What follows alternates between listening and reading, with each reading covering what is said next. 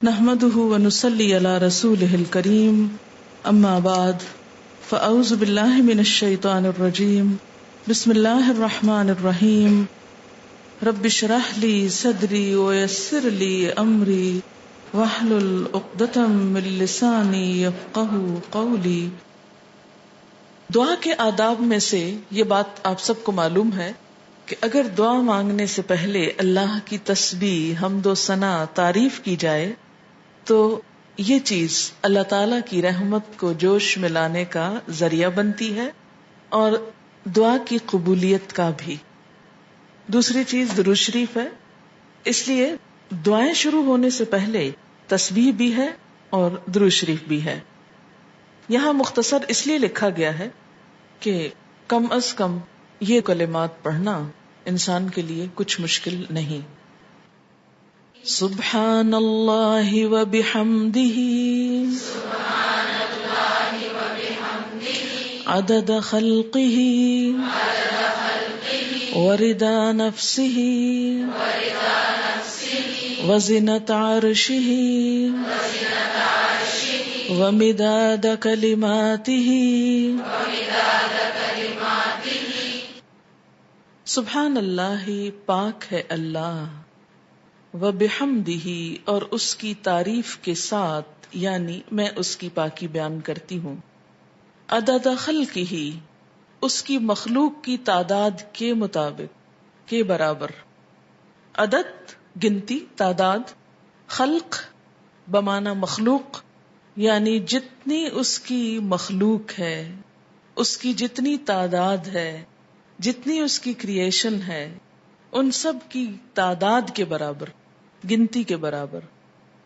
وردا، اور رضامندی، نفس ہی، اس کے نفس کی، یعنی اس کے نفس کی یا اللہ تعالی کی ذات جس چیز پہ راضی ہے اور جتنی تعریف پہ راضی ہے اتنی تعریف کرتی ہوں۔ وزنۃ عرشہ، اور اس کے عرش کے وزن کے برابر، یعنی جس عرش پر اللہ تعالی متمکن ہے اس کا جتنا وزن ہے ہم تو اس کا احاطہ بھی نہیں کر سکتے، اس کے برابر۔ ومداد، اور سیاہی، کلمات ہی، اس کے کلمات کے لکھنے کی، یعنی قرآن پاک میں آتا ہے کہ اگر سارے سمندر سیاہی بن جائیں اور اتنے ہی اور بھی، اور سارے درخت قلمیں بن جائیں اور اللہ کے کلمات، اس کی تعریف لکھی جانے لگے تو سارے سمندر خشک ہو جائیں، لیکن اللہ کی باتیں کبھی ختم نہ ہوں۔ تو اس لیے اس کے کلمات یا اس کی باتیں لکھنے کے لیے جتنی سیاہی چاہیے اس کے برابر۔ یہ مسنون تسبیح ہے اور بہت ہی خوبصورت، چند لفظ ہیں لیکن ایک بندہ مومن کے دل کے اندر اللہ تعالی کی محبت کے لیے، اس کی عظمت بیان کرنے کے لیے جو اس کے جذبات ہیں اس کی ایک عکاسی ہے۔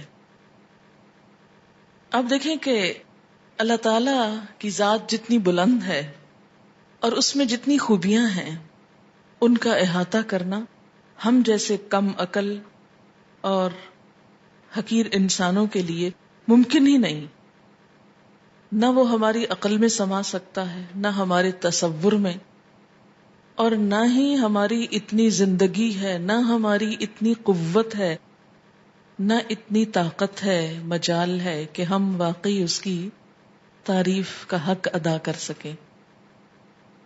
اس کی تسبیح کائنات کی ہر چیز بیان کر رہی ہے۔ وَإِن مِّن شَيْءٍ إِلَّا يُسَبِّحُ بِحَمْدِهِ، کوئی چیز ایسی نہیں جو اس کی تسبیح نہ کر رہی ہو۔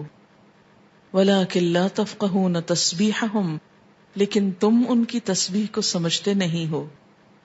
سبح للہ ما فی السماوات وما فی الارض، تسبیح کر رہی ہے اللہ کی ہر وہ چیز جو آسمانوں میں ہے اور ہر وہ جو زمین میں ہے۔ جب ہر چیز اس کی تسبیح میں لگی ہوئی ہے تو میری زبان اس کی تسبیح سے خالی کیوں رہے؟ اگر میں نہیں کروں گی تو میری محرومی ہے، اللہ تعالیٰ کا تو کچھ بھی نقصان نہیں۔ بے شمار فرشتے صرف پیدا ہی اس لیے ہوئے ہیں کہ وہ اللہ کی تسبیح بیان کریں، اس کی تعریف بیان کریں. اس لیے تسبیح کرنا سراسر خود انسان کے اپنے فائدے کے لیے ہے. اس طرح انسان باقی کائنات کا ہم نوا ہو جاتا ہے. جس ذات سے جتنی محبت ہوتی ہے اس کے لیے الفاظ کا چناؤ اتنا ہی مشکل کام ہوتا ہے، اور اللہ کی تعریف کے لیے الفاظ کا چناؤ ہم عام انسانوں کے بس میں نہیں. اس لیے ہمیں لازمی طور پر سہارا لینا ہے نبی صلی اللہ علیہ وسلم کے الفاظ کا. تو آپ نے جو الفاظ سکھائے مسنون بھی ہیں اور بہت جامع بھی ہیں. آپ صلی اللہ علیہ وسلم کی یہ خصوصیت تھی کہ انما اوتیت جوامع الکلم، مجھے جامع کلمات عطا کیے گئے ہیں. آپ صلی اللہ علیہ وسلم کی گفتگو کی ایک خوبی تھی کہ کم الفاظ میں بڑی بات کہہ سکتے تھے. تو یہاں بہت کم الفاظ میں بہت خوبصورت طریقے سے اللہ تعالی کی تسبیح بیان کی گئی ہے.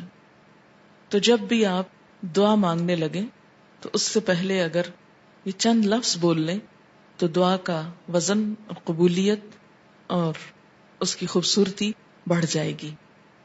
اب دیکھیں کہ دعا کے شروع میں اور آخر میں تسبیح پڑھنا اور درود شریف پڑھنا یہ ایسا ہی ہے کہ جیسے کسی کو کچھ دینے کے لیے آپ ایک خوبصورت جیسے گفٹ پیپر ہوتا ہے یا اچھا کوئی برتن ہو سکتا ہے یا کوئی بھی چیز جس میں آپ کوئی چیز ڈال کر دے رہے ہیں. مثلا آپ نے ایک خوبصورت خط لکھا اور گندے سے انویلپ میں ڈال کے دے دیں تو وہ تاثر کیسا ہوتا ہے؟ درست نہیں ہوتا. اسی طرح آپ اچھی سے اچھی بات کہنا چاہیں مگر الفاظ اچھے نہ ہوں تو اس کے اندر خوبی نہیں آئے گی اچھی سے اچھی بات میں. تو الفاظ کا اچھا چناؤ اور دعاؤں کے آگے پیچھے اللہ کی تسبیح یہ بہت ہی ضروری ہے اور بہت مفید ہے، اور اس سے بڑھ کر جامع الفاظ کم ہی ملیں گے آپ کو. اس لیے ان کو یاد بھی کر لیجئے اور عادت بھی بنا لیجئے.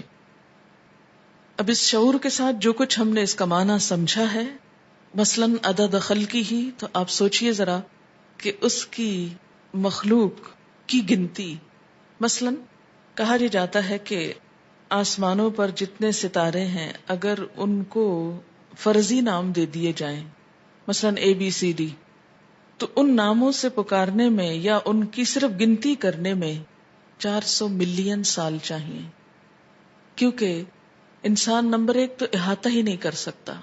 اور اگر صرف گننے لگے ان کو، صرف ستاروں کو، ابھی زمین کے ذرات کو نہیں، ریت کے ذرات کو نہیں، اگر آپ میں سے ہر ایک کو پورا کراچی شہر مثلاً سمندر کے کنارے پہنچ جائے اور ایک ایک گلاس ریت کا اٹھا کر اس کو دے دیا جائے ہر شخص کے کہ اس کے ذرات گنو، تو میرا خیال ہے کہ صرف وہ ذرے گننے میں اس کو کئی سال لگ جائیں، ایک عمر بیت جائے.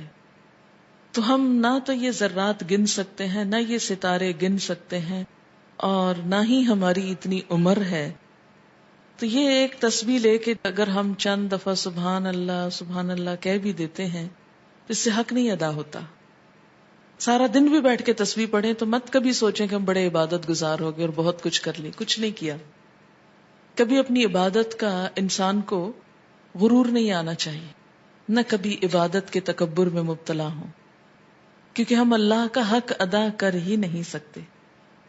تو پھر جب انسان یہ کہتا ہے عدد خلق ہی، تو گویا وہ سب کچھ گنا گیا جو آپ ویسے نہیں گن سکتے. لیکن شرط یہ کہ دل سے کہیں عدد خلق ہی ورضا نفس ہی، اتنی تسبیح جس پہ وہ راضی ہو جائے. بس مجھے اس کو راضی کرنا ہے. میں جب تک تسبیح کروں گا جب تک وہ راضی ہو جائے، اس کی رضا کے برابر. وزنۃ عرش ہی، اور وزن میں اس کا عرش، اس سے وزنی کوئی چیز نہیں، اور اس کے کلمات لکھنے کی سیاہی کے برابر. وہ کتنی ہے اس کا احاطہ بھی ہم نہیں کر سکتے.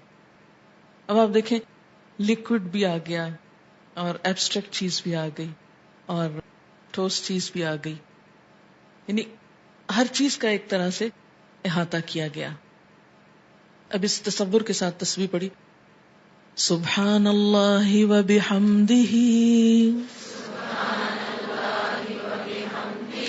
عدد خلقہ ورضا نفسہ وزنة عرشہ ومداد کلماتہ